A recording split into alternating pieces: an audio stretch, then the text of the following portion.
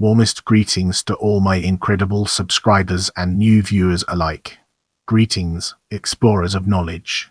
Join us as we embark on a quest to understand Prelude and Fugue in F major, BWV 880. The Prelude and Fugue in Fahrenheit major, BWV 880, is the 11th pair of preludes and fugues in the second book of the Well-Tempered Clavier by Johann Sebastian Bach, composed between 1739 and 1744. After the previous, for Fahrenheit major, Bach follows it with a prelude that, unusually, evokes the prelude in E-flat major from the first book, with similar organ-like swirls and sustained notes.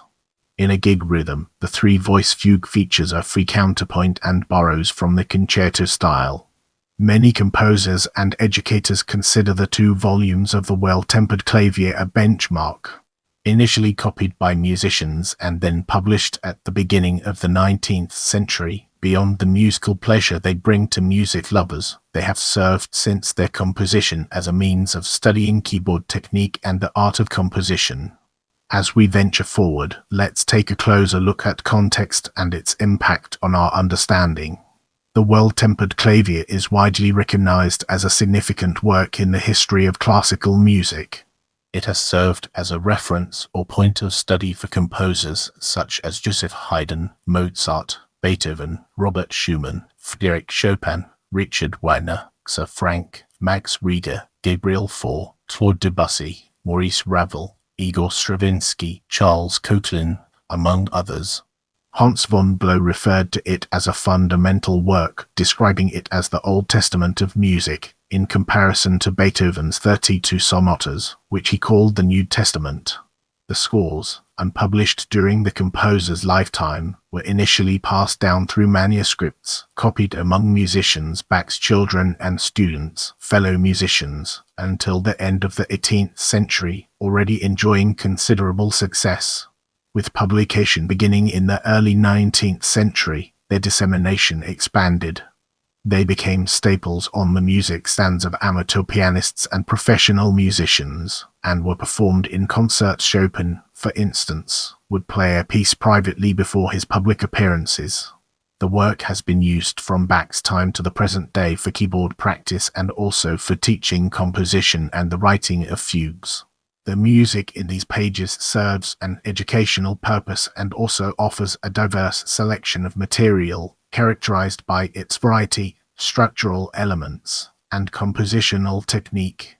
Each volume consists of 24 diptychs, preludes, and fugues that explore all major and minor keys in chromatic order.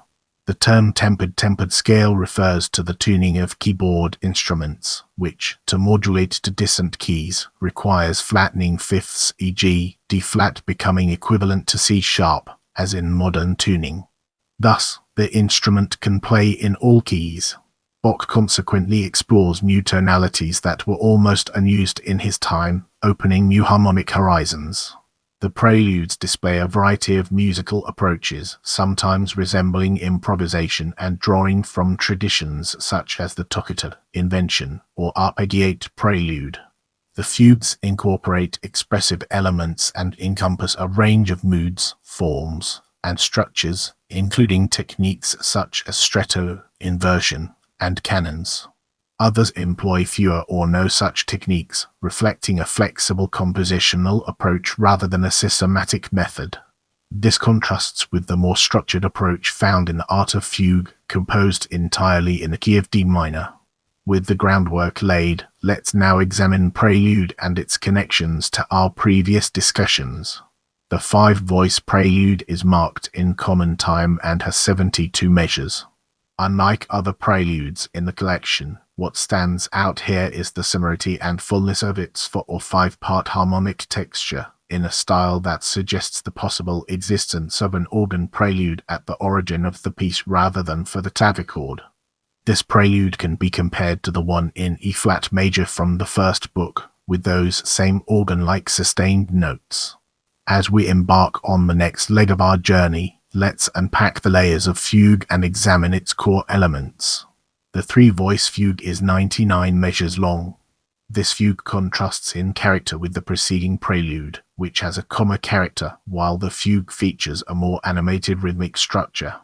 The subject begins with 3 upward intervals, 2 ascending figures that reach the 6th degree of the key, followed by a sequence of 16th notes that rise to the upper octave by measure 4, before descending back to Fahrenheit. The meter, written in compound time, introduces a rhythmic pattern characteristic of a gigue. Unlike the fugue in Prelude and Fugue in F-sharp major, BWV 882, where the subject begins with an anacrusis, this fugue starts on a strong beat after a rest, producing a different rhythmic structure. The entries in the exposition are soprano, alto, and bass, with the latter entering in the tenor register only in measure 14, while the following answer appears in the bass register measure 21. From measure 5, Bach introduces a new rhythm, abundantly used thereafter, of the 8th note followed by 2 sixteenths.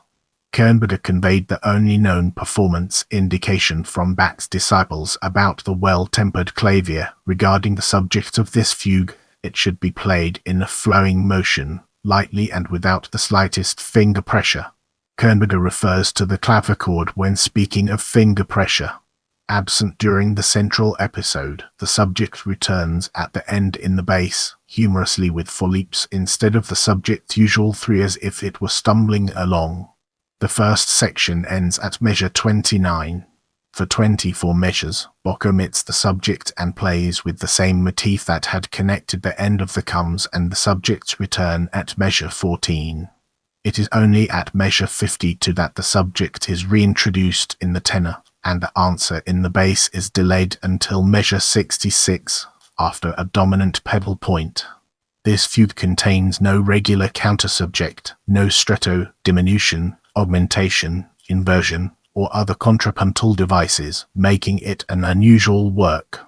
As we enter this new chapter, let's navigate the complexities of manuscripts and unravel its multifaceted nature. The most important manuscripts are in the hands of Bach or Anna Magdalena. They are resource British Library London ad. MS 3521, compiled between. Includes 21 pairs of preludes and fugues, Celsius minor, D major, and Fahrenheit minor Nos. 4, 5, and 12 are missing. Source B, Berlin State Library P430, a copy dated 1744. By Johann Christoph Altnickel. Fileback, Prelude and Fugue major, BWV 880 Miss P430, Berlin beginning of the Prelude, Miss P430. Fileback, Fugue and Fugue major, BWV 880 Miss P430, Berlin beginning of the Fugue, Miss P430. Fileback, Fugue and Fugue major, BWV 880 Miss P430, Berlin page end of the fugue. Moving forward, we'll be taking a closer look at Legacy. Theodore Dubois made a version for piano 4 hands, published in 1914. Share this video with your friends and spread the knowledge.